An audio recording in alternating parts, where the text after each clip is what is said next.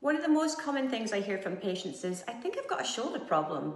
And sometimes that's true, but very often the shoulder isn't actually where the problem starts. There are many different reasons someone might develop shoulder pain, and it could be an issue with the shoulder joint itself, such as irritation of the tendons or muscles around the rotator cuff, but shoulder pain can also come from the adjacent areas of the body. For example, problems in the neck, mid-back, elbow or wrist can all change the way the shoulder has to move and work. So if someone only looks at your shoulder in location in isolation, there's a good chance they'll miss the real problem and the real cause. So that's where chiropractic care is different. A chiropractor will assess the entire musculoskeletal system, not just the area that hurts.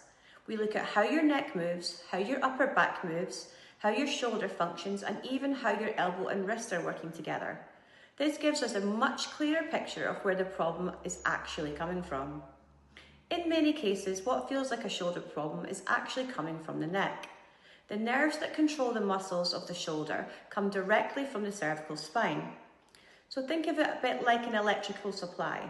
If the nerve signal coming from the neck is irritated or restricted, then the muscles that nerve supplies can become weak, painful, or tight. So if you only treat the shoulder itself, you're often missing the source of the issue. So chiropractors are trained to work with joints, muscles, tendons, ligaments, fascia and nerves, which allows us to treat the whole system that's contributing to your pain. So treatment may involve improving joint movement, releasing muscle tension, reducing nerve irritation, and then restoring proper movement throughout the shoulder and the upper spine.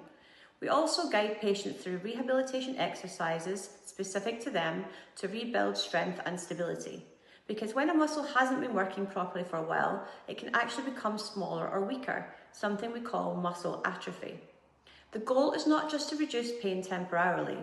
The goal is to identify the real cause of the problem and to correct it so that the shoulder can function normally again. So if you're struggling with your shoulder pain that keeps coming back, the most important step is getting a proper assessment with an expert of the whole system. Because once you understand where the problem is truly coming from, that's when we can fix it properly and help you stay pain-free long term. So if that sounds like you, come and see us and let's get to the root of the problem together.